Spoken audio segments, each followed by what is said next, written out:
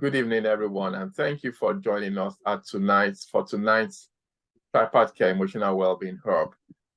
For some of you who are new, the hub has been running for about the last 18 months or so, right during the lockdown, and we've had several meetings. Usually, our meetings are the last Thursday of the month, and that's been running consistently. Except in December, we didn't have a meeting, and we'll be coming to that very shortly, why there was no meeting in December. However, so it's good to have everyone on the call tonight. And for the next 2 hours, we are going to be deliberating, looking at the issue of burnout, but also particularly, I tried to make this very interactive such that people can go with something that we are going to work on. I mean, there's no point. It's a Thursday evening in January. It's so busy. Everyone has one thing or the other they should be doing tonight other than coming here. So if you've come here tonight, really, I really honor that. And it's important for me that you have something to go with that you're going to be working on, something that you are really going to say, this is my take-home message, and that's what I'm going to work on from tonight's meeting.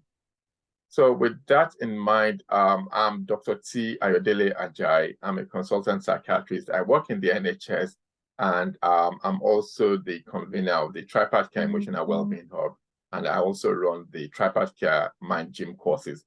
The Tripart Care Mind Gym courses are 4 to 6 weekly courses, week courses that are specifically geared towards the needs of Christian young adults, particularly predominantly from the Black ethnic minority community. But the hub is open. So the gym courses are exclusively for the young adults between 18 and 35 age group. However, the hub is open to anyone to attend.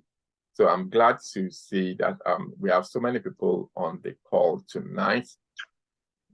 And just to say that this presentation is exclusively for information purposes only. It's just for public mental health information.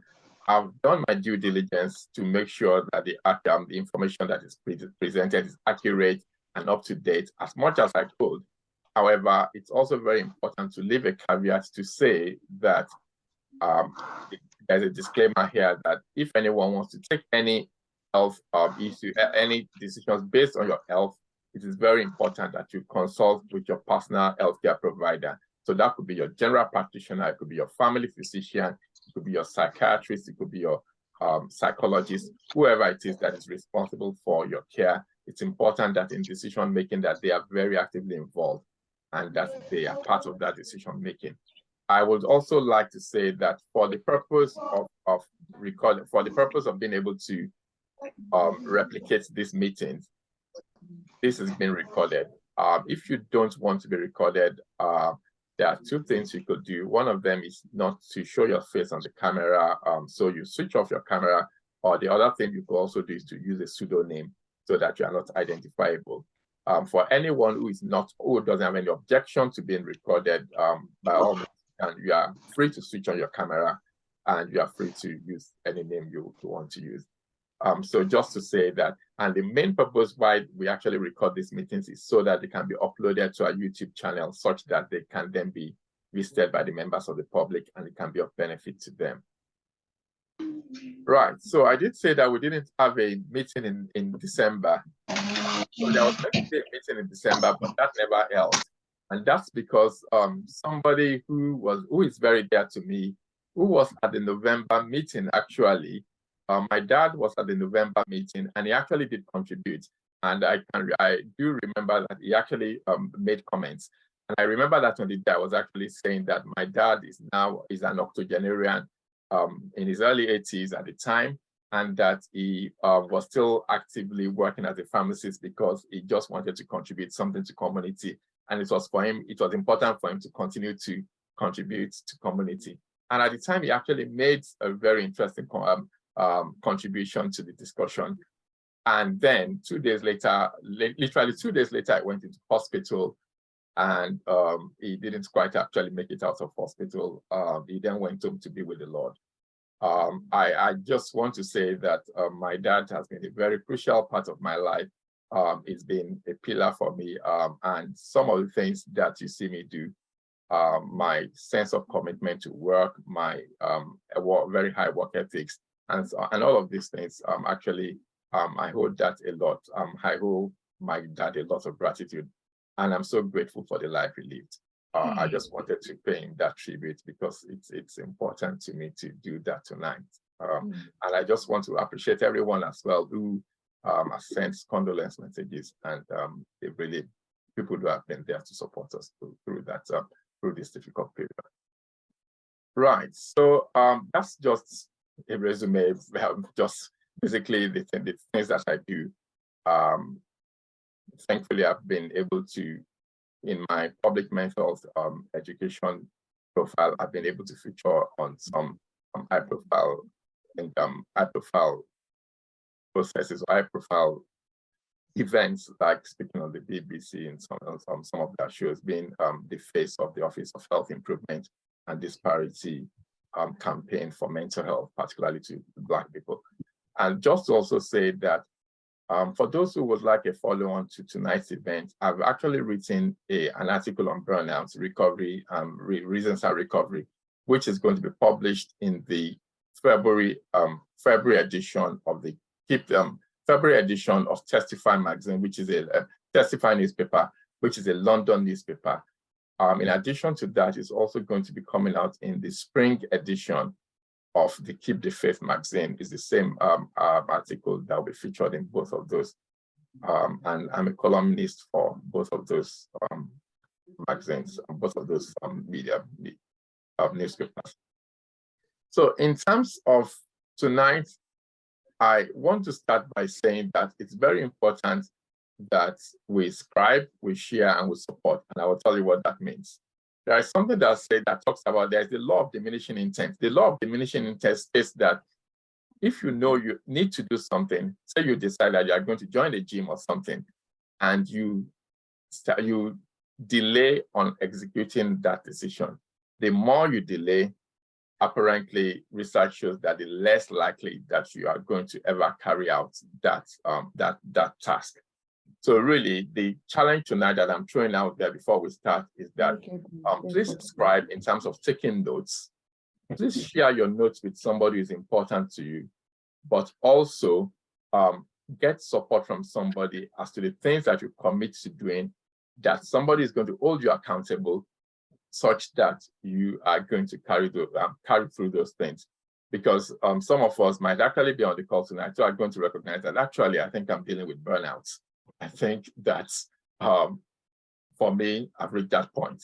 And for some of us, it might be that, oh, actually, I think I'm heading towards burnout and I need to make sure that that doesn't happen. And if that's going to happen, then we've got to take action. We've got to do certain things tonight, or we've got to make a commitment to doing certain things.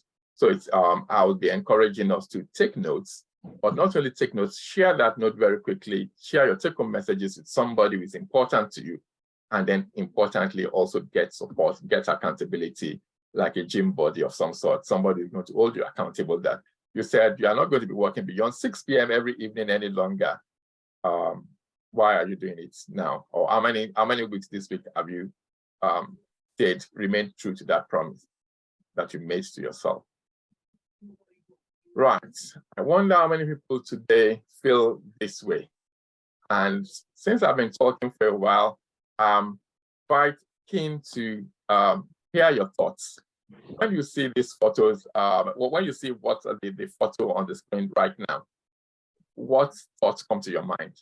Just what thoughts, what phrases come into your mind? Just thinking about the photo on the screen now. This gentleman has his laptop in front of him and he's holding his head, and his head is holding his head, and he's dropped his head as well. What thoughts? Thank you very much for all those wishes. Thank you very much, really much appreciated. Yeah. Right, okay, so what are the thoughts that come to mind? You can see the screen. Stress, yes, it's certainly part of it. Stress is hard enough. Oh yes, stress, exhaustion, overwhelm, yes, yeah, overwhelmed, exhausted, yeah, absolutely. Absolutely. Yeah. Thank you. Yeah. It's done. I like that. It's gone down again. Frustrating. I know. Dr. Timanya, I think I can relate to that very much. It's gone down again. The last, so the computer, the IT system has gone down again, and I've got clinics to run. Yeah, I know that feeling. No more. I know. Yeah, frustrating. Yeah, right. I can. Yeah, very, very interesting points people are making there. Feeling overwhelmed. Is that enough? Okay, yeah. Frustration. Let's try some more. Sorry, So what was that? Okay, confused. Oh, there. Okay, oh, there. Just finished with a difficult client. Okay, right. We are coming to that very shortly. Yeah, brilliant. Good. So we can see that this gentleman is on the brink. He is really had it, and he suddenly the day is not going according to his plan. Um, and um, and we can see that he is not in a very nice place. Right. So since burnout is what we are talking about today, somebody, Michael Gungor, said something very interesting. And this quote I actually took from Learning Architects. They've got an ebook, which I read on burnout as well.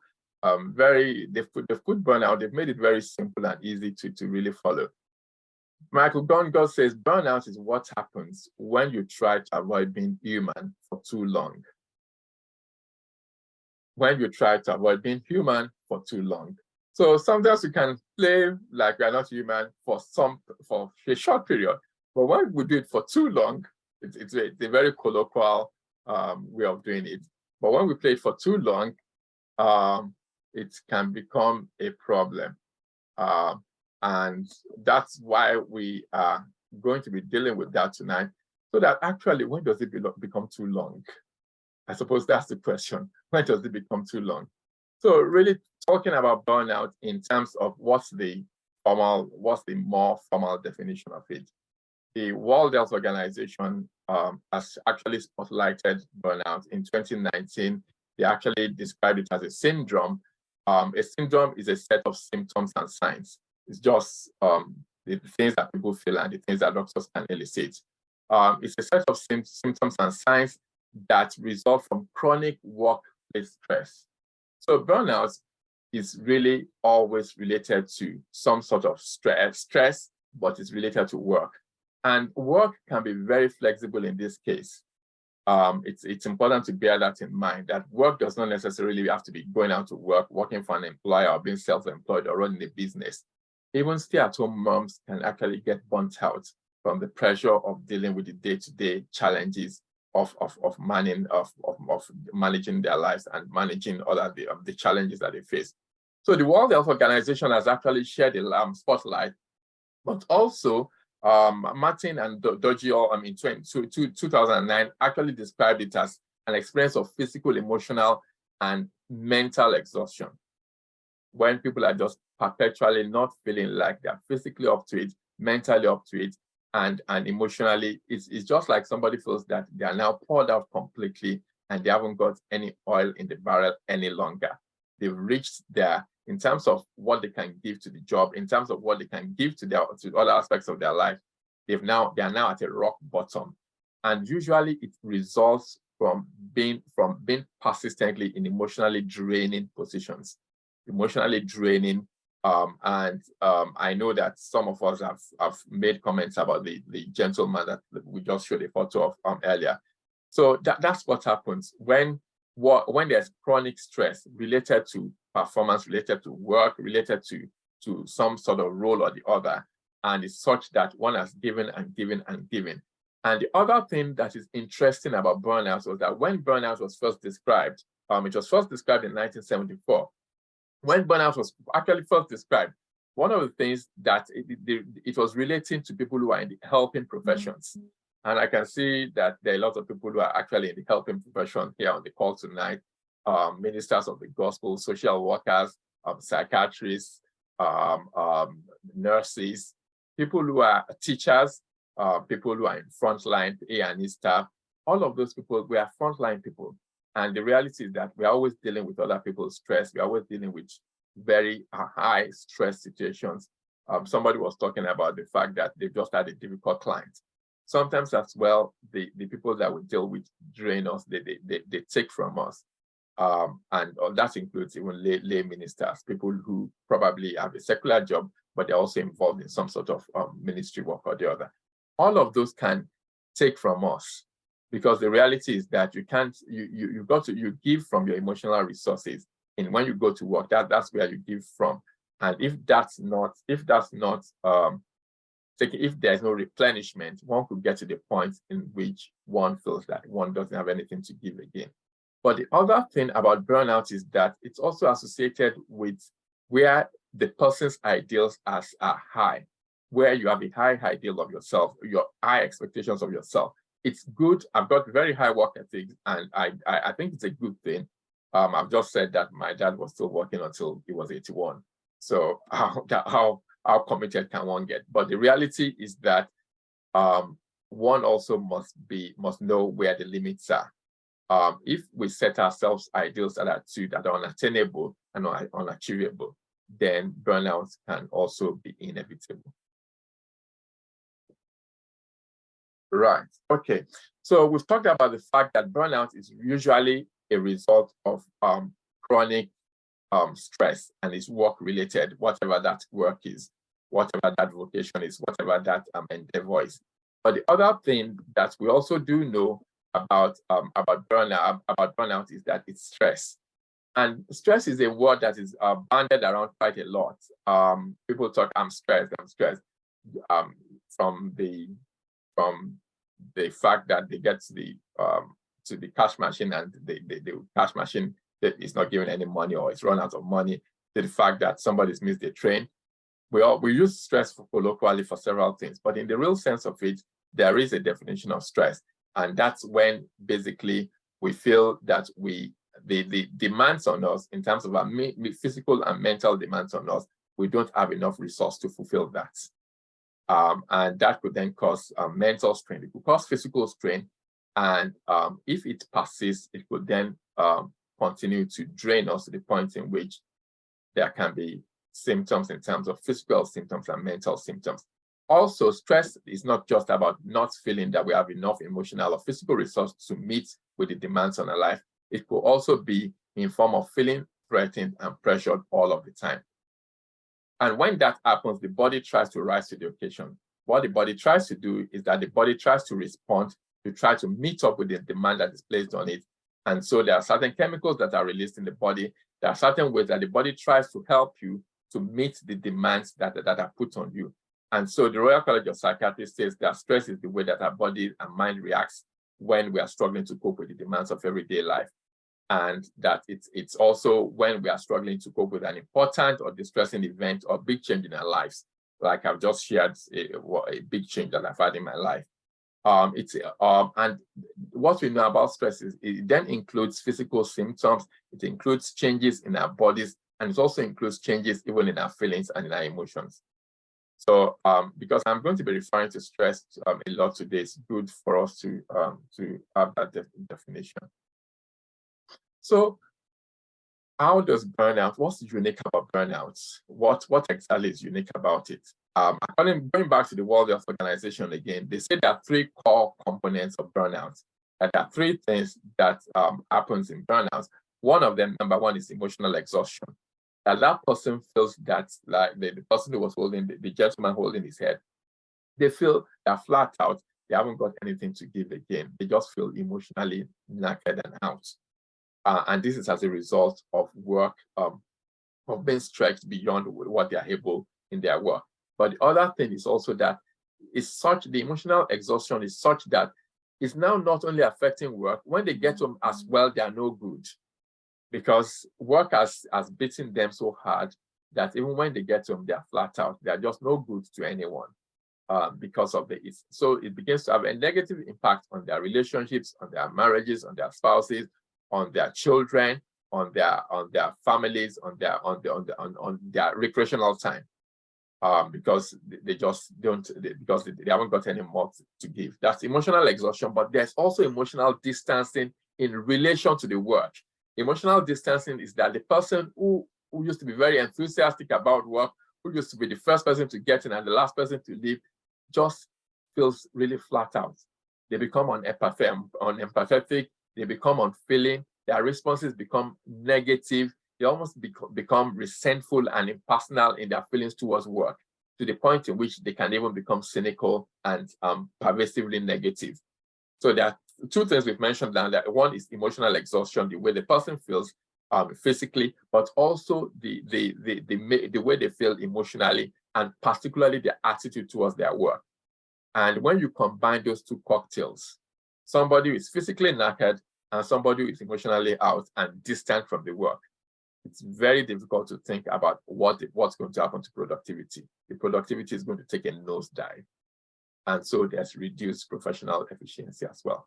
When you have those three things together, emotional exhaustion, emotional distancing, and reduced professional efficacy, then burnout is what we call it. And there's no two way to cut it. That's what's happening. So what are the additional facts that we know about burnout? One of the things that we know is that it can happen to anyone. And I want to emphasize that there is no one who is invincible. There's no one who is omnipotent when it comes to burnout. If we expose ourselves long enough to work that is damaging, that is traumatic, hostile work environment, it's inevitably there will be burnout. Whether one is a clergy, a member of a minister of religion, whoever one is, there is no immunity other than really doing what is right. And I think I know that that might have landed very hard, but it's the reality that whether you're a chief executive, you're a stay-at-home mom, you're a lay preacher, an overworked employee, anyone can burn out if they are not circumspect and if they don't apply themselves to work in a way in which they are boundaried. And interestingly, the good thing is that burnout is never a sudden event. Burnout is never really, it doesn't happen suddenly. It's usually insidious. It's usually progressive. It seeps in. The good thing about that is that means that one can stop it in its tracks and then make some lifestyle changes or work changes, and also lifestyle changes, and then reverse the course. But the other subtle thing about that, and which is more worrying, is that actually the other thing that could happen is because it's so insidious, it's not like a heart attack. It's not like a stroke. It doesn't just happen, bang, and everybody and there's a big event. It creeps in like a thief in the night. And that's the other challenge, because one of the reasons why people burn out is that they keep stretching. I'm sure I can do more. I'm sure I can get enough an hour earlier. I'm sure I can put in some work over the weekend. I'm sure I can burn the midnight oil more. And the more to the point in which initially it looks like it's working, because we are going to go through the stages of burnout in a short while. But over time, the chickens come home to roost. And inevitably, if that persists without replenishing one's store, if that persists, inevitably there is total inability to function in one's role. And I've known about people who were top men in their corporations, they were chief executives, they were people who were really high flyers. When they burnt out, opening an email became a huge challenge. So that's the type of thing we are talking about, but that's the type of thing that we don't want to wait to happen. Because like I said, because it's progressive, it's very easy to accommodate it and to ignore the warning signs. So here we are looking at we look at the physical and psychological or emotional symptoms that people get. We've talked a lot about fatigue. Easy and chronic is exhaustion, when somebody just feels, even when you haven't really done much to warrant that. Frequent headaches, gastrointestinal symptoms in terms of maybe abdominal pain, in terms of maybe even diarrhea or constipation, appetite problems, changes in appetite, Problems with sleep, not being able to go to sleep, not being able to shut down, or even shortness of breath, manifested in terms of anxiety, symptoms of anxiety. And just to say that even though burnout is not a physical, it's not a physical condition, it's not a medical diagnosis, it's an occupational problem. It's an occupational context. The thing to, however, remember is that in the very conservative, looking conservatively at figures, at least 40% of people who are experiencing burnout also have an associated mental difficulty of some sort. And that mental difficulty could be anxiety or it could be depression.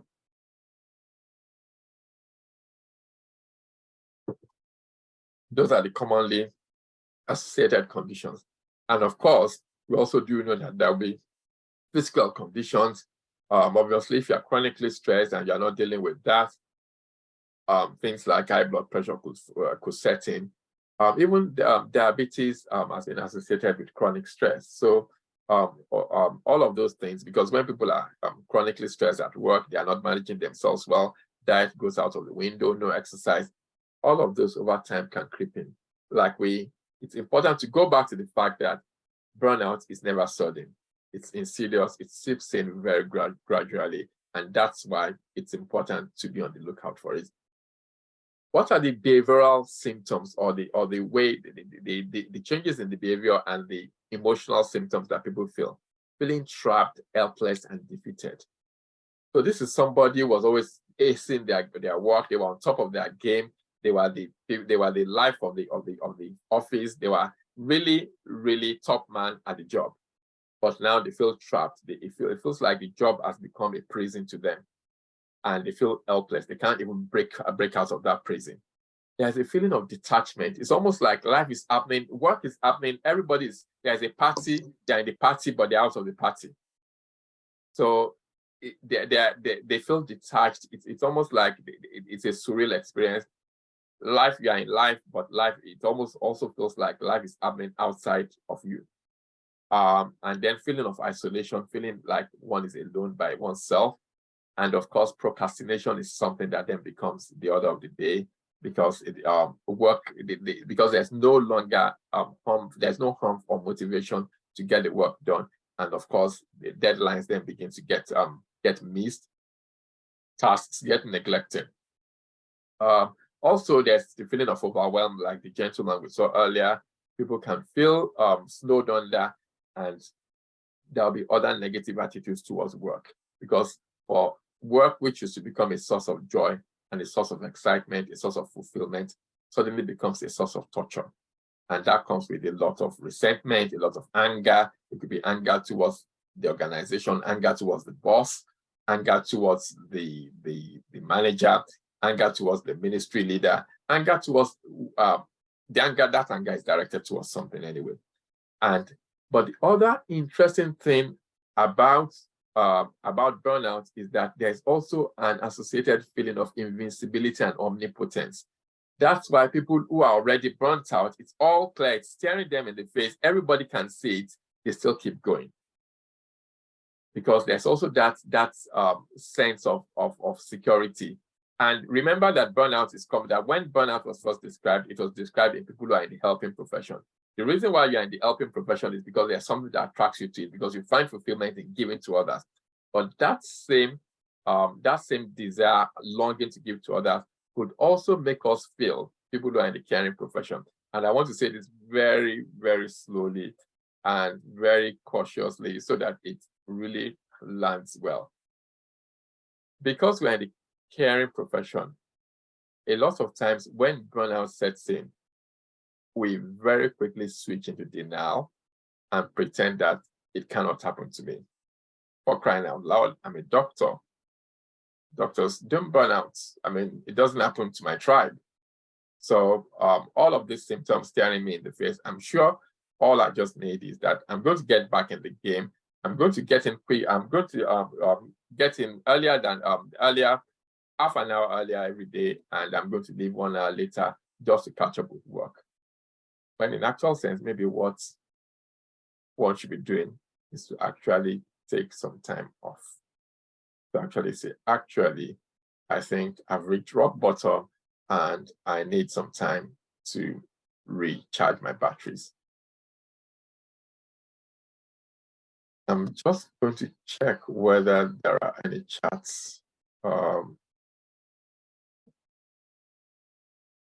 Okay, let's just keep going. Right, so we've talked about physical symptoms. Just to say that burnout, the concept of burnout was first described by an American psychologist called Freudenberger. He was the first person in 1974 who, and that's also very interesting, the fact that burnout is a concept that's been around now for almost 50 years. Like I said earlier, it was first described in those who are in the helping profession and people who tend to have a very hyper high ideal of themselves when it comes to work. So we've talked about all those symptoms, and burnout more likely in the context of emotional work, empathy. So carers as well, and that could be caring for a sick child, caring for a sick parent. All of those things can actually, if there's no respite to it. When it comes to caring in that way, one of the other terms that people also commonly use is compassion fatigue, when people run out of the capacity to be able to give empathy, to be able to give care. Right. So I've said about Freudenberger was the one who first described that. How prevalent is, because I'm sure you are sitting there, one of the thoughts on my mind when I got interested in talking about burnout, and was that actually, how common is this? How common is this condition? And very interestingly, how it's like asking the question, how long is a piece of string? Because the reality is that when you look at literature, the prevalence rates differ. It varies very widely, from 10% to 89%, depending on the population group.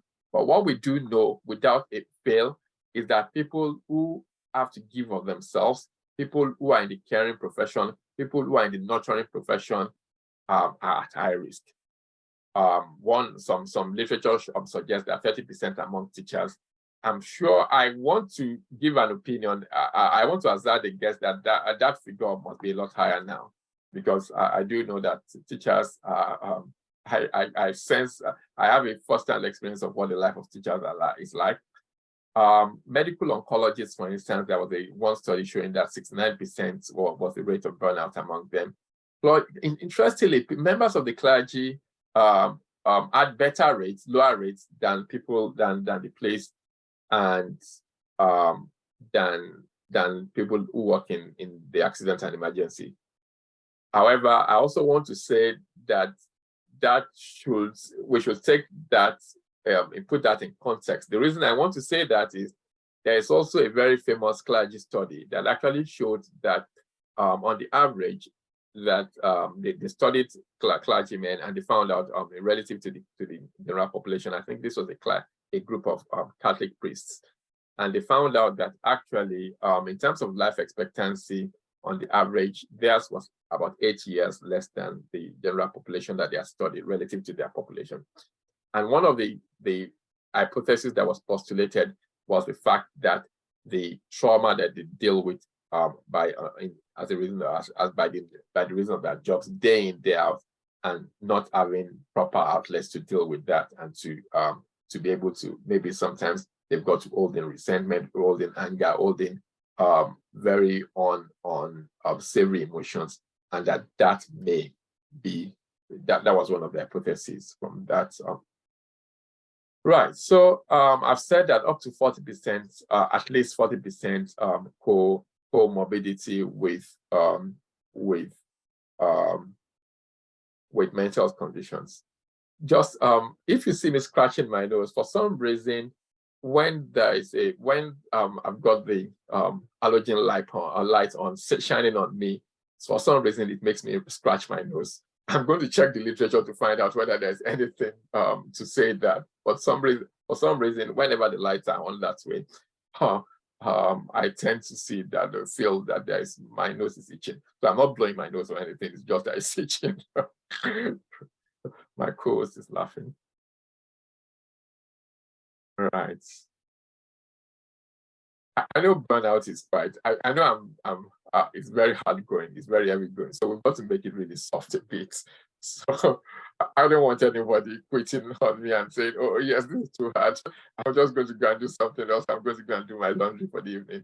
So I'm trying to make it right. So what do we know? What other facts do we know?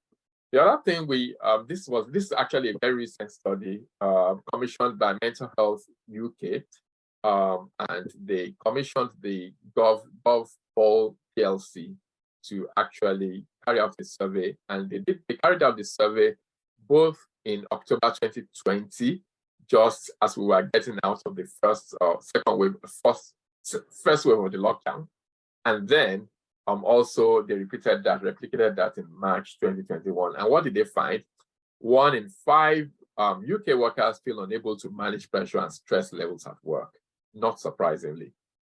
The reality is that a lot of people think, oh, the lockdown actually brought into fore mental health problems. The reality is that I think that there were it was waiting to happen anyway all along, but the lockdown just shed light on it because people had time to reflect, people had time to be in touch with their feelings and with their thoughts more, and they had a lot of free time on their hands, and it showed them the reality of what life was like for them. So 46% of UK workers felt more prone to extreme stress than a year prior. This was just as the lockdown was starting, March 2020.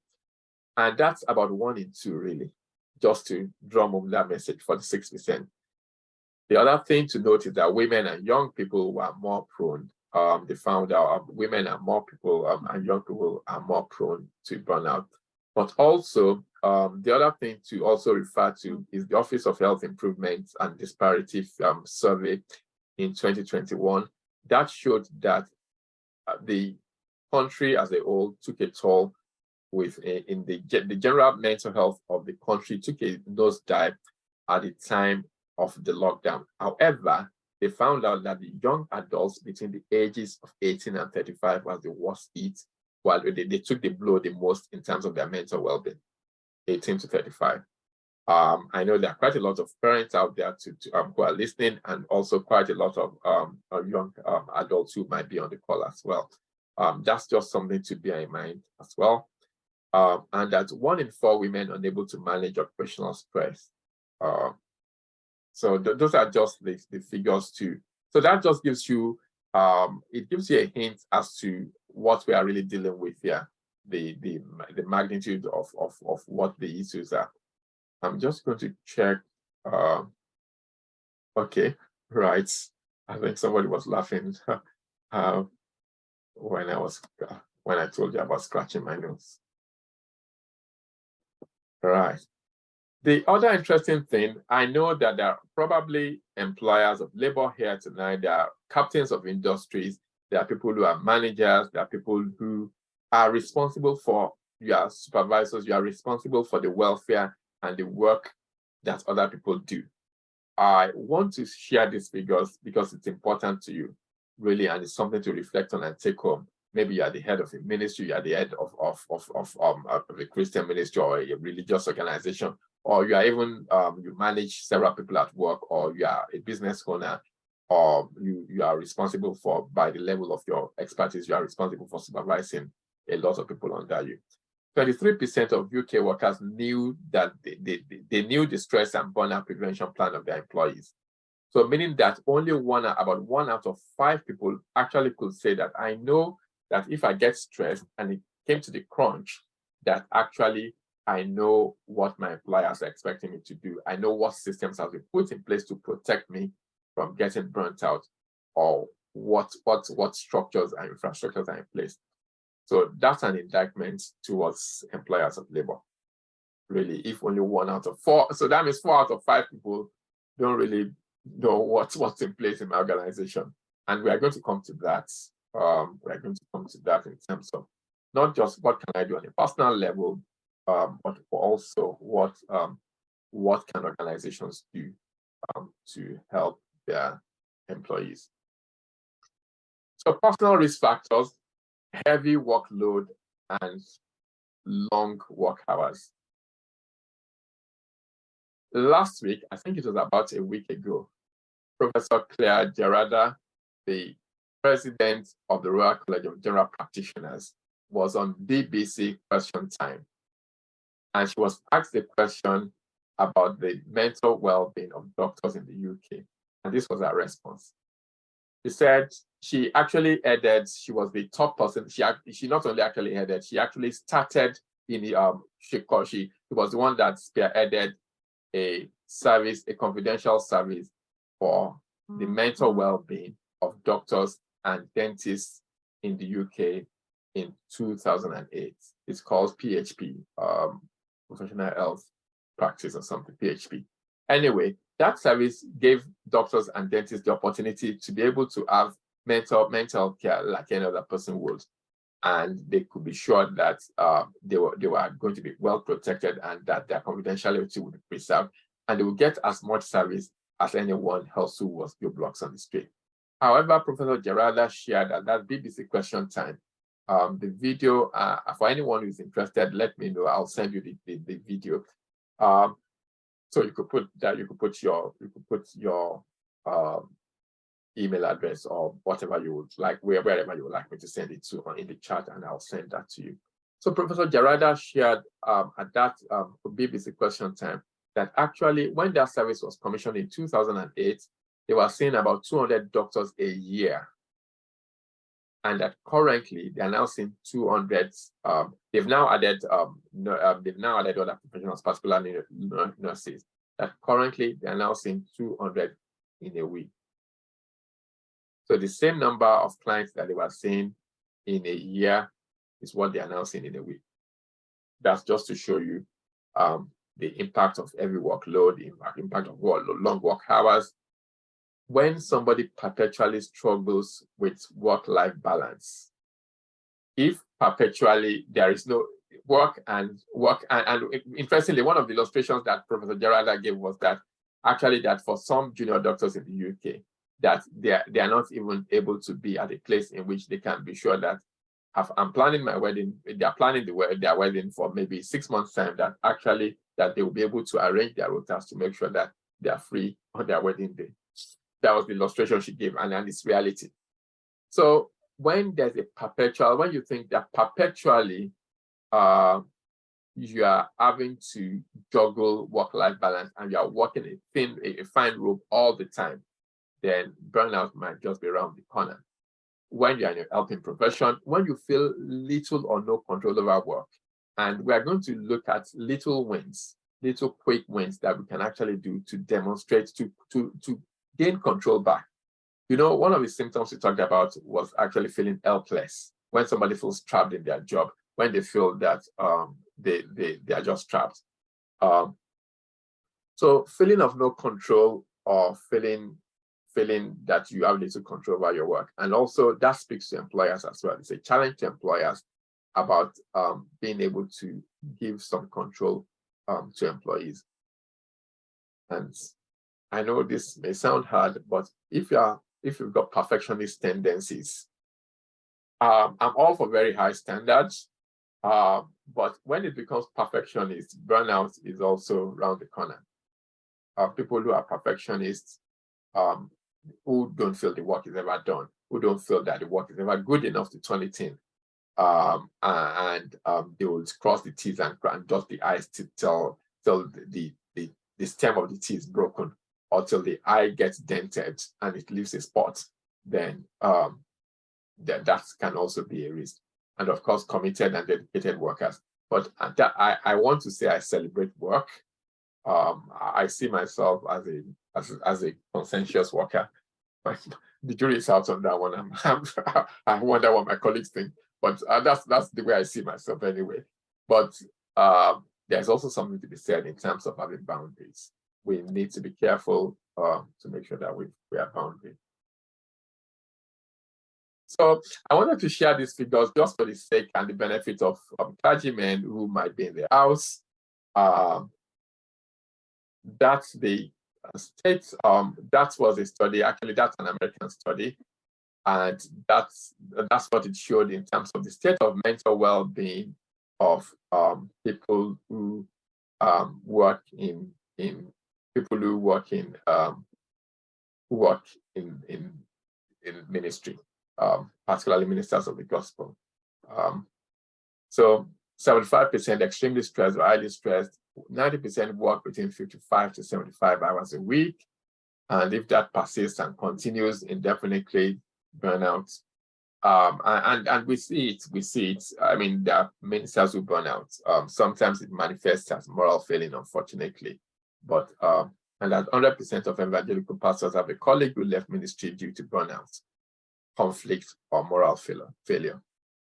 So these are, it's good to know these things so that we just know that these things are real, and it's important not to feel invincible, to feel falsely invincible, or to feel omnipotent, and feel that it can happen to everyone, and be immune against it. 29% feel down or hopeless. And then let's go to the spouses of pastors. So what are the spouses of pastors saying? 80% of ministry spouses feel left out or unappreciated. 94% of family members feel the pressure of ministry. So, we talked about burnout, that inevitably, if somebody is burnt out, it will take a toll on their nearest and dearest. And 56% of pastors have reported having no close friends in the church. Lack of confiding relationships, not a very good thing. So why are laymen or women at risk?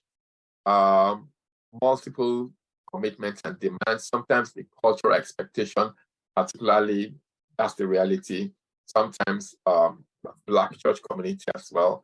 Sometimes the expectation on the set man, on the man who is at the helm of affairs, can be unreasonable and killing.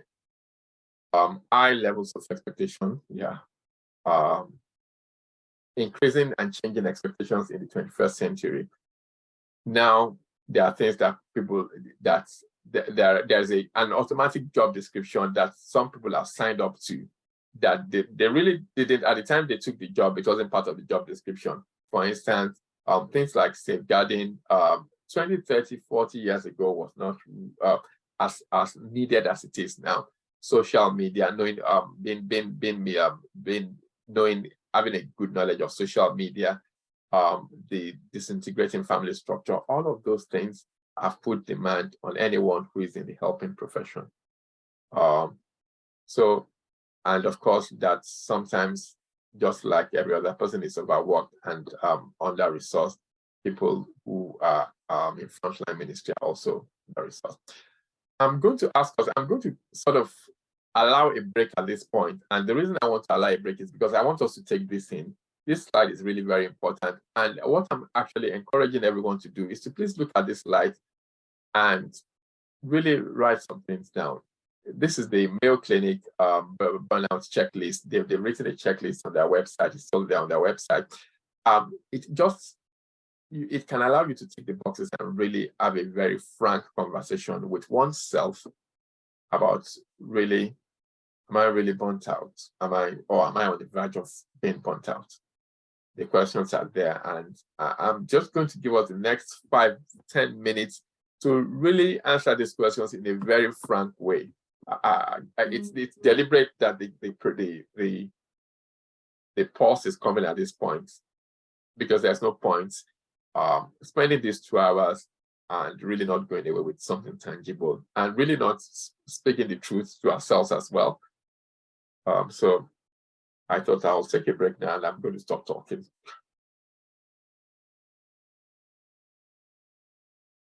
So I think it's important to share this and talk about really what's called the stress curve. So basically, what happens, like I said earlier, is that referring to the Royal College of Psychiatrists' definition of stress, that when we are stressed, when we feel pressured, we feel stretched, when we feel that life is putting demand on us more than our capacity in any way, shape, or form, what happens is that our body rises up to the occasion. So there are chemicals that are released in the body, called hormones are released to try and make us rise to the occasion. So the hormones are released. Cortisol prominently would help us to flow, it will divert the blood to our limbs, so that if we needed to be more active, if we needed to run, or if we needed to fly, or that would be possible. It would also help to preserve it will slow down certain of the essential functions, and just make sure that what we're able to do is that we're able to do the things that are really important to deal with that stress. So initially, the body rises to the occasion, and you have your performance will continue to increase as the pressure increases. The performance. So this is performance, and this is performance on the y-axis, and the x-axis we've got the pressure. As pressure increases, our performance will usually increase accordingly. And all of these places are still the comfort zone, because we are being stretched enough, because you don't want to be in a job that doesn't stretch you as well, that you don't feel you're producing something, you don't feel you're contributing something, and you don't feel that is really worth your while, so you're bored. You don't want to be twitching to it and twiddling your fingers all day at work. However, as the pressure increases, it becomes moderate. At some point, our performance actually peaks. It reaches a plateau where no matter how much pressure you put the person under, their performance will not improve. And if you continue to increase that pressure, you take them from their boredom zone to their comfort zone, to the place where you are stretching them, where they reach their peak. And following that, if the pressure continues, what happens is then a decline ensues. And what happens is that people begin to feel strained. And also, if they continue to feel strained for long enough without putting any systems in place to control what's happening, what they then end up with is that burnout is inevitable. And I think that's just a very easy way to describe what usually takes place. So yes, for everyone who's putting their emails there, we've made a note. B is making a note of that, and we'll make sure that when the link is ready, that you get sent. So right, so what are the stages that people go through when burnout occurs? So basically, there are the Freudenberg described 5 stages of burnout. The honeymoon phase, we know what the honeymoon is like. Newly married to the job, on a new job, and all the engines are firing. One is filled with creative ideas. One is playing, is being a team player. One is enjoying the challenge. One is enjoying everything that comes with the job, the perk, of course, possibly a pay rise, all the good things that come with being in a new environment, being in a new job, maybe even a new country. And all of those things, everything is hunky-dory. And that's the way we really should keep it. And that's the way that we hope that things get. One is enthusiastic, optimistic, driven, creative juices are flowing, everything is going right. And then the stress of the job begins to happen. Every job has its own occupational hazard. So you begin to see that the manager is not probably as noble as you thought they were when they interviewed you. Maybe you begin to see that maybe one of your colleagues perpetually would get away with doing nothing if you would be happy to sign up and do the job. You begin to see that maybe not all that glitters is gold. There's some stagnation, there's reduced productivity. And of course, as that stretch also begins to take place, there is also anxiety, because you are going beyond your normal capacity. Stress then ensues. From stress, the feeling of frustration. And of course, the challenging thing about stress is that when stress happens, the intuitive thing you should expect, one would expect that when one is stressed, when more is demanded of you, that the intuitive thing to do will be to try and brace up and replenish your resources in terms of sleeping well, eating well, drinking plenty of water, eating lots of fruits and vegetables. But what happens is actually counterintuitive, because what we tend to do is that we then begin to stay up late, we begin to neglect our appetite, we begin to neglect exercise, and work just becomes the central focus of attention. And when that happens, it's like burning the candle from both ends. So chronic stress, frustration, self-neglect, and inevitably resentfulness, one begins to get resentful. And of course, the stage of burnout happens. Apathy, exhaustion. When somebody's burnt out, their motivation is zilch. They've just reached the bottom, rock bottom. They are not only at the bottom of they've not only reached the bottom of the barrel, they're actually under the barrel. So, and when that happens, obviously, it's time to do something very drastic. And we've talked about the physical symptoms. So it's from honeymoon to onset of stress, chronic stress. And when that stress is chronic enough, then burnout occurs. And when that burnout becomes habitual, that's when other things set in. Physical problems, mental problems, depression, anxiety. And actually, sometimes there could be a total splitting of the mind. That could actually be a complete psychotic breakdown. Just going to check the chat again. Okay, good. Right. All of that is noted. Dr. Udu, thank you for joining us. Dr. Udu is my psychiatric colleague, and we've been together doing psychiatry for about 23 years or 24 years. So it's good to have you on the call. Right, so that's the honeymoon phase again. It's just really, the phases of burnout. Right, so for those, this is the moment for employers. What are the organizational or ministerial risk factors for burnout? Lack of control or autonomy. And this is something that I am hoping that people who are responsible for other people's work are making a note of. So when employees feel that they don't have any form of control or autonomy over their work at all, they are not sure that if they apply for annual leave, it's going to be granted, even no matter how early they put in their request. When all of those things are beginning to happen, then it might be a warning sign that actually the organization is the one festering the burnout. Unclear job expectations. When there's no job description, people have been signed up to do X and Y, and 2 years on, they've now added A, B, C, D, E, and F to the job. And yet, that's not being remunerated, and there is no recognition by the organization.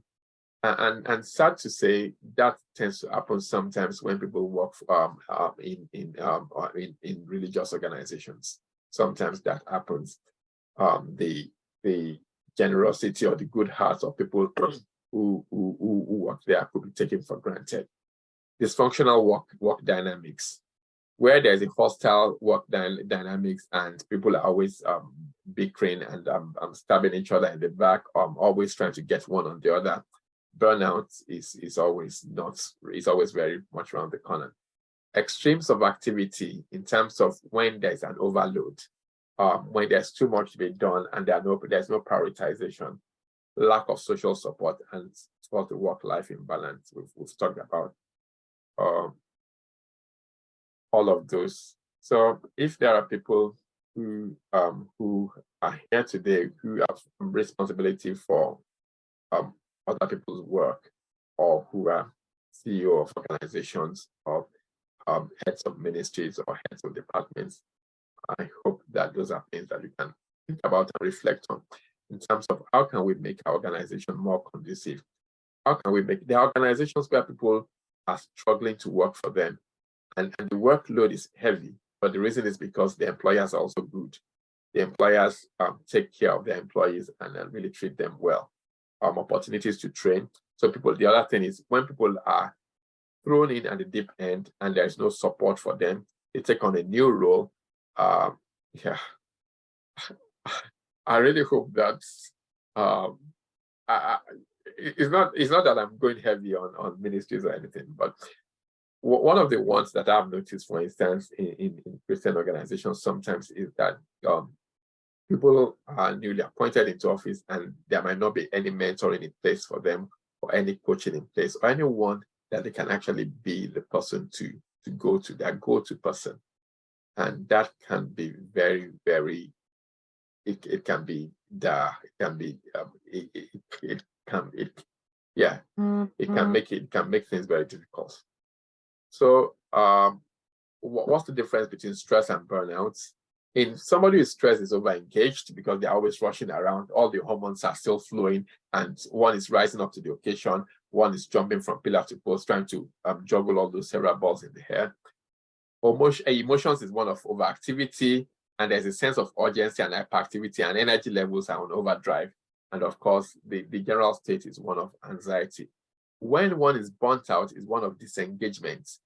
They've engaged to the point in which they are not disengaged totally, emotional distancing and blunting of their emotions. They are just like, they are apathetic. It's just like zero completely. Right, yeah. So helplessness and hopelessness can ensue. People feel trapped, and their motivation and hope goes. So, and of course, detachment and depression can also then ensue. So that's the difference. So stress is overdrive, but it's an overdrive that if it continues to, if the person continues to be on overdrive, it's only a matter of time before they haven't got anything to offer any longer. So this is from the learning architect as well in terms of managing stress, because really the whole essence of dealing with burnout is to be able to manage work-related stress. And they've got a very good model that I think is really very nice to share. Yes, and they call it stress intelligence, the learning architects. And that entails stress awareness, which is what we've just shared, knowledge of stress. So what triggers you? If we have the time, one of the things, okay, if we have the time, we might actually be able to also think about what about your job really triggers you. If you're on the verge of burnout, what is it that you like about your job? What is it that you don't like about your job? And why don't you like it? And is there anything you can do about it? Because believe you me, sometimes we overestimate the power that work has over us. Just a case in point, recently I was looking around my office and thinking, oh, wow, I've been in this office for the last 3 years. However, my office was not always what it looks like now. I was going to take a photo of my jumbo elephant on my wall. When I moved into the office was facing the back of the building, and the back of the building, it only had shrubs and plants there. And there was no light coming in, and that was where my window was facing. That was where my desk was facing. Not only so, there was also a problem. My back was to the door, which meant that, and working in a psychiatric unit, that's not a very wise idea. So, and the office was neglected. When I came into office, it was the office was done up for me, and it had been a storehouse, and you could see that it hadn't been used to people staying there or living there. It had no love or TLC whatsoever. So I thought, if I'm going to be staying in this office and I've taken on this job, there's no way, if I leave this office the way it is, I'm going to be burnt out. It took some time, it took several months, but eventually IT came in, they put things, they were able to move things around. They moved the table to then face a place where there sunlight, I could have direct contact with the sunlight, with natural light. I brought in plants. I brought in a lot of colorful things into the office. Put lots of posters on the wall. Just very exciting. My jumbo the elephant is like a spoon elephant. He's got several colors on him, and that was deliberate. I was not only doing it for myself, I was also doing it for the patients I was going to be seeing in there. I mean, their life was challenging enough already. To come into an office that was grim and dim would just not cut it. And over time, I found that actually people began to notice, patients began to talk about it. And I also felt better being there 5 days a week. So the point I'm trying to make from all that story is that we can actually do something. There are things that we can do to improve our work environment and to change the work environment. Right. So so in terms of stress intelligence, gaining a knowledge of your own stress, and knowing how to preserve your own energy, and also self-care, self-management, managing your lifestyle in a way that you are using your time optimally, and of course also self-care. The way I see it is this: I always say that there's no job and no vocation whatsoever that is worth sacrificing your health, your physical, your emotional, spiritual health for. It's not worth it, because the job will still be there. And the reality is that there are other ways to do the job and still give your best 100% and yet not sacrifice your health. If the job is such that one has to sacrifice one's health in order to be able to give one's best, then it's probably a bad fit. And sometimes the only thing to do after you've tried all sorts of things as a last resort might be to actually think of voting bio with your feet. I know that sounds also very hard, but sometimes. So this is what they've said about stress intelligence. That one, know your own relationship with your own stress. What are your triggers? What are your own responses? And what are the warning signs? How do you know you are getting stressed? For instance, when for me, when I start having a very dry mouth, when I feel my neck muscles are tight, I know that's a warning sign. On this occasion, it's not a warning sign because I am enjoying this, but the reason why I'm drinking water is because I've been talking a lot. So what are your warning signs? What makes you know? And sometimes it's worth sharing those things with your nearest and dearest. For some of us, we get irritable. We are just perpetually irritable. We are cranky. We're always keyed up, even when we come back home. And that's a warning sign to actually share with members of your family. So stress knowledge, knowing about stress and what the damage it does to you. Self-care is about is about really putting boundaries in place and doing the things that nurture your soul. So is it music for you? For some people it's films, for some people it's going for a walk. For me, it's engaging with nature. Engaging with nature is very important to me. So sometimes when I've had a very difficult consultation, and it's the reality of life. I mean, I'm a psychiatrist, so we are not expecting that I'm not going to be dealing with difficult situations in life. Sometimes when I've had a difficult consultation, what I do is I just take 10 minutes off and actually leave the building. I go out to get some fresh air, to get some sunlight, and that helps. Those are the type of days that rather than sit down in my office to have lunch, I will actually go out, particularly during the summer, during the spring. I would actually go on a walk to just clear my head. And they are little things, but they actually do count a lot. They do on the long run, they're actually very powerful. So managing a lifestyle, putting boundaries in place, learning to say no. I know I'm talking to a lot of Black people and a lot of people from the Christian community as well. That's not something we are very good at if we are going to put up our hands. We don't like to say no. We feel there are so many cultural restraints and so many things but there are ways around that. That's a story for another day. So talking about self-care, it means engaging in regular intentional process of attending to your spirit, soul, and body. And for those, I know it's not entirely Christian, but for those who are Christians, the Jesus in the boat illustration is actually that the world was collapsing around the disciples, and here was Jesus taking a nap because he needed one. I think it was a message to 21st century generation that actually it's okay to take a nap sometimes. It's okay to slow down. It's okay to take your feet off the pedal and slow down. Self-care is key to preventing burnout. So the thing to note about self-care is that we've got to give ourselves the permission. Nobody's going to ever give us the permission. Nobody's going to give that permission. We need to be giving ourselves that permission to say, actually, I think it's now time to slow down. And I am going to do that. And it's got to be scheduled intentionally.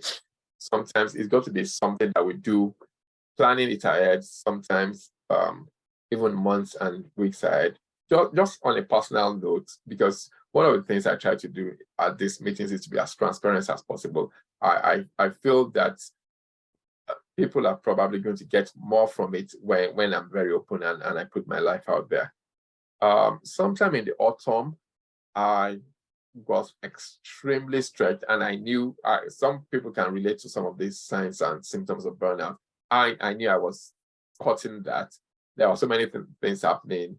In my obviously my at the time my dad had become his health had begun to fail, and work was screaming busy, and it was just everything was just going. And one day I was working from home during my lunch break. It was one of the most impulsive things I'd done, but after I did it, and now in retrospect, I don't have any regrets.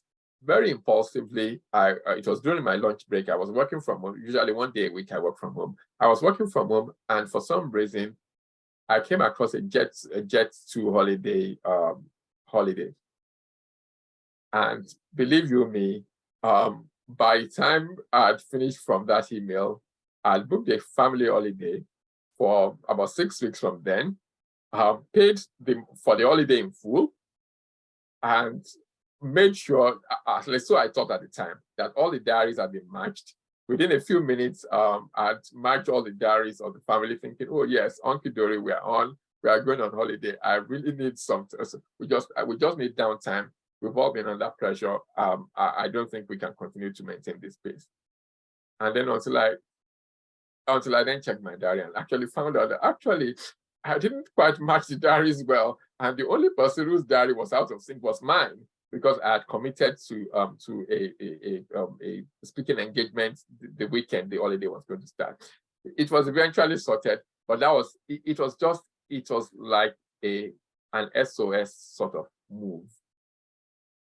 I knew that there was no way I could continue like that without a break. Everything was just going to get too much, and my performance was going to take a nosedive, and I wasn't going to be my best self at home, and neither was I going to be my best self at work.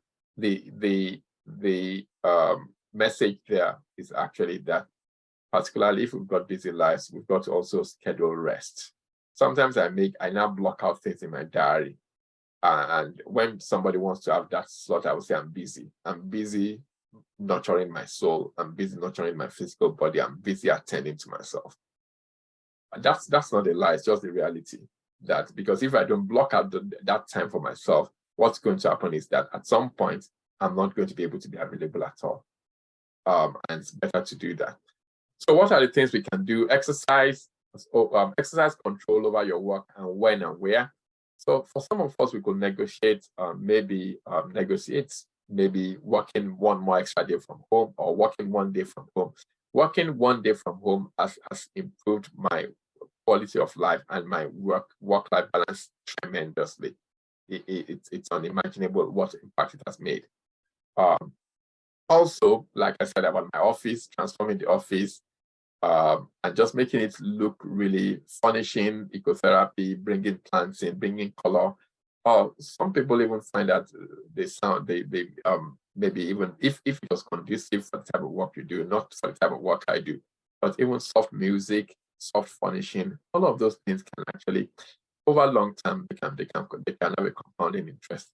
Avoiding multitasking, it's the myth of the 21st century that works. Planning your breaks, learning to say no. For some of us, we need to go on assertiveness training, assertiveness training. Some of us need to subscribe to mentors and coaches.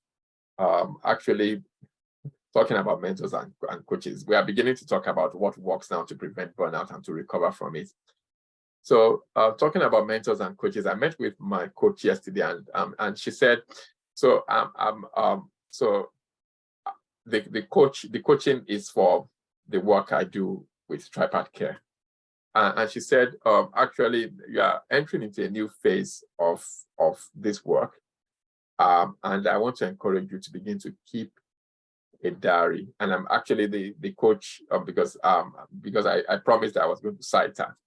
She said, I'm going to ask you to keep a diary.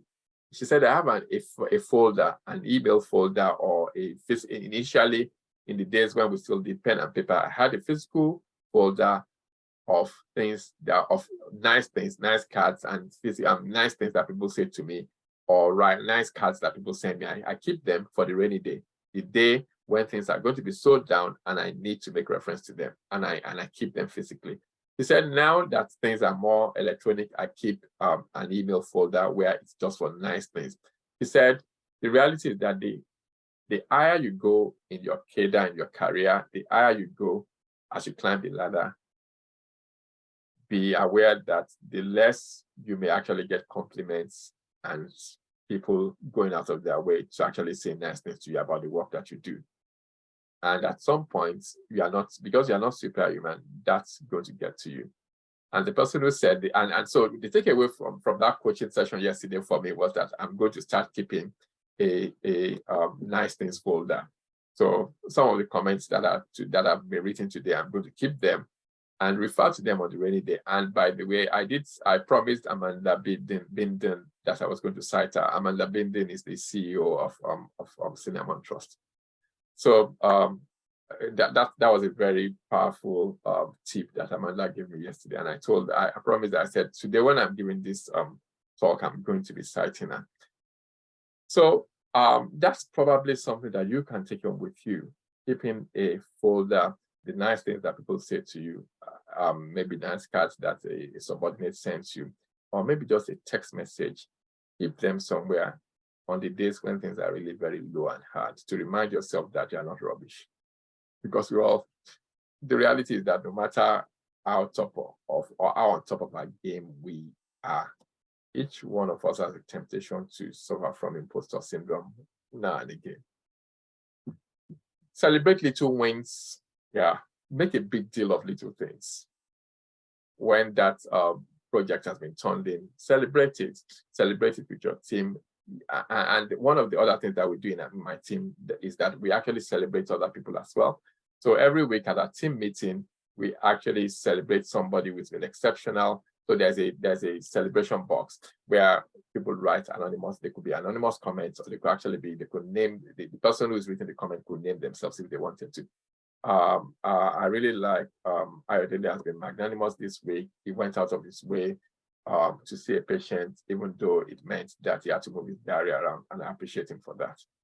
So, and that they are little boosts, but they actually help us. They release in our brains endorphins, they release in our brains chemicals that are good for well-being.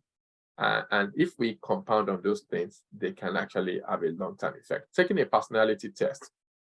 Taking a personality test might actually reveal to you why you're on the brink of burnout. It might reveal to you your management approaches or your attitude to work that is not really particularly healthy. I always cite the www.16personalities.com. I've taken it, and I think it was very inaccurate, if not accurate, actually. I thought that it was like it was spying on me. It showed me the way I was, and the things that it's going to tell you exactly what your strengths are, the areas of your weaknesses, and what you can also do about them. Yes, avoiding multitasking could be hard, but there's a way we can actually pace ourselves and prioritize things such that we don't have 20 balls being in the air together. I agree with you that it could be a challenge, but the thing is that we can also prioritize and plan ahead such that we are not multitasking. And I suppose it also depends on what we mean by multitasking, because one could say, for instance, Princess Folaji, that you multitask because you run a business, you've got African Wonder Women. But those are, I'm sure that you've got times that are ring fence for each of those tasks or for each of those endeavors that you're engaging. So multitasking in this case is really having several things going on at the same time. And I'm expecting to remain productive. So celebrate little things in a big way.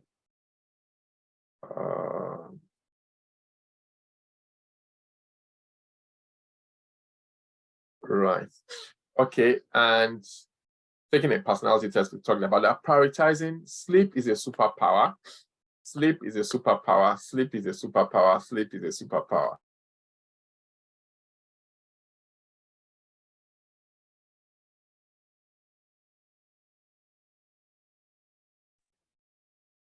So sleep is a superpower, and if we can only consistently have a healthy habit of sleep, that would be great.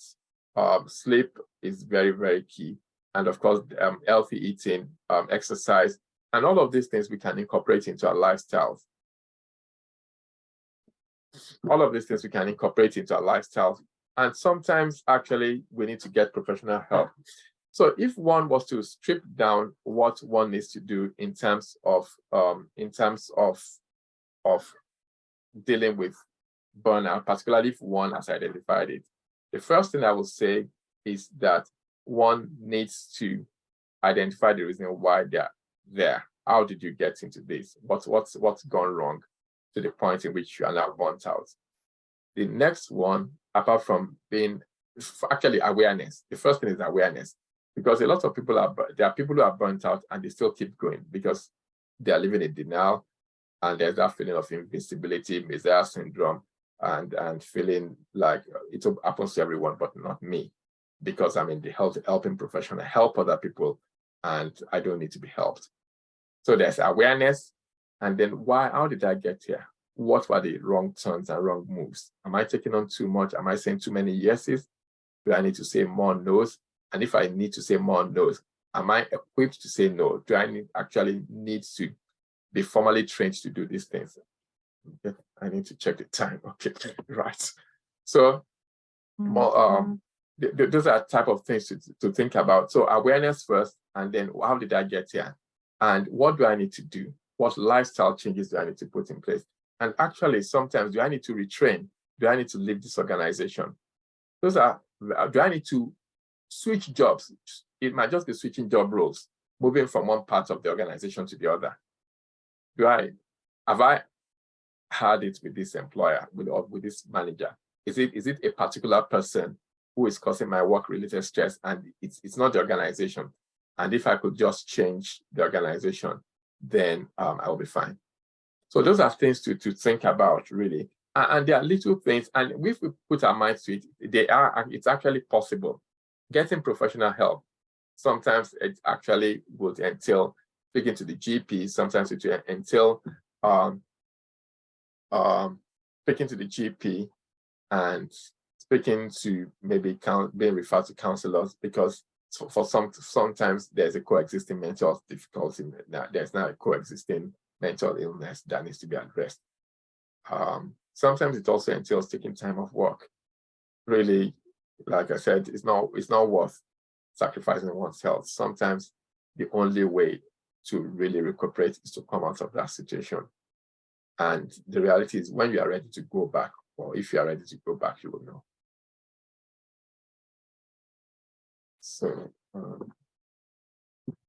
organizational approaches, this is from the NHS employers. They've actually, because as you can see, the NHS is is a challenging place to work at the moment for several reasons. And NHS employers have actually given some guidance on how can you, as an employer, help build a safe working environment where you limit the risk of emotional burnout. Optimum staffing levels, very important. Fighting the stigma of mental illness and creating space. One of the things that, for instance, in my line of work as a psychiatrist, that we do, particularly when you are in the training years, which interestingly, I was giving another presentation at work today, and I was saying actually, we as senior colleagues need to be doing it as well, is to attend what's called a balanced group. A balanced group is a safe, sensitive space where you take all your gripes with what's really your gripe from work. Nobody's judgmental there. You just find space where people are able to support you, people are able to help you to think through the emotions that are associated with your work. And I don't think it should be related to caring professions alone. I think every organization should actually have regular places where people can go to. Actually, where everybody comes together, it's a safe place. You are not mandated to do it, but you can actually do that and say, actually, guys, this is the way. This is where it's tough for me this week. It's tough for me this month. This is what's happening with work. The other thing is to upskill staff to understand burnout symptoms. So I also believe that every organization should deliver at least basic mental training to their employees, and that's something that we Tripart Care delivers to church communities.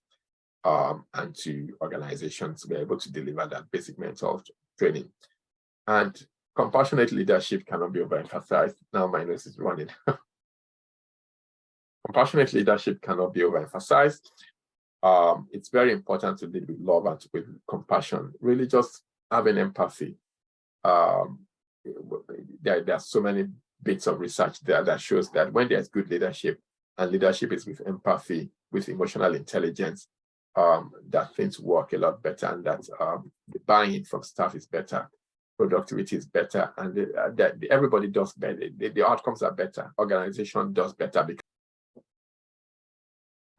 one of the ways to do that is there's this technique that it was adapted from the original 4Ds by Eisenhower, who was one of the American presidents years ago, Eisenhower. So the tasks that were offered, we could either decline them from source. There's things I don't bolder enough to say no to now. I just say no because I know it's not down my lane. I'm not the best person for the job, and I will say it politely in terms of maybe I can find somebody else who can do it, or somebody is better suited to do it, rather than take on a task that I know is not going to be of benefits to me.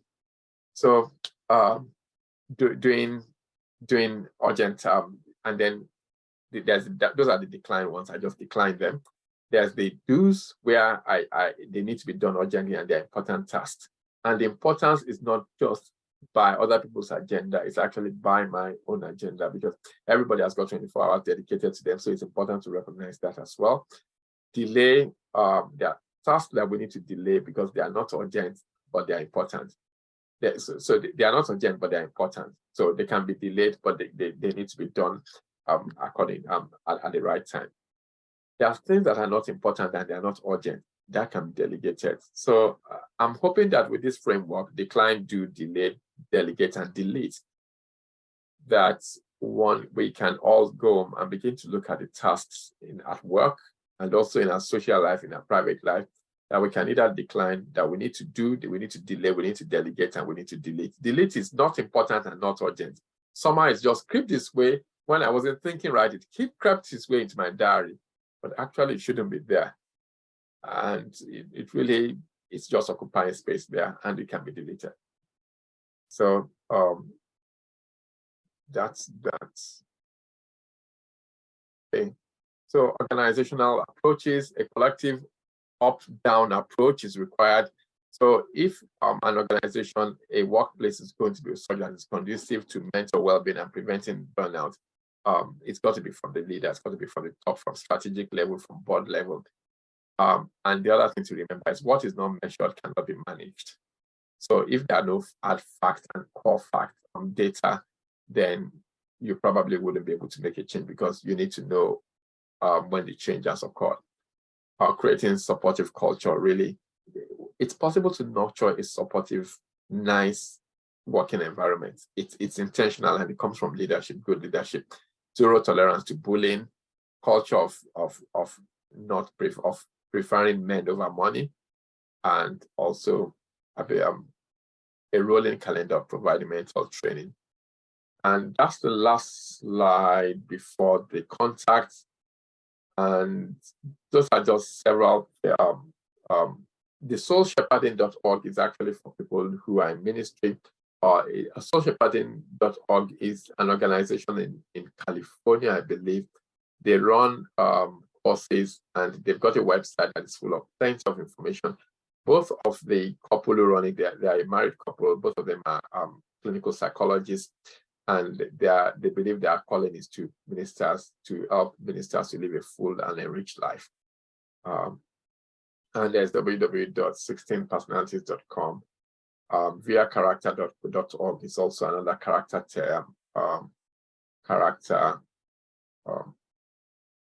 personality assessment. And then there's stress.org.uk. And those are contact details, like I said. So we've got a YouTube channel. I'm also on LinkedIn, Facebook, and Instagram. And website has been developed very, very soon. It's going to be formally launched, and I'm excited about that because that's going to be another place to be able to connect with members of the public. So I just want to thank, just because I know that very soon people might need to start leaving. I just want to thank everyone who is attended tonight. There are so many people here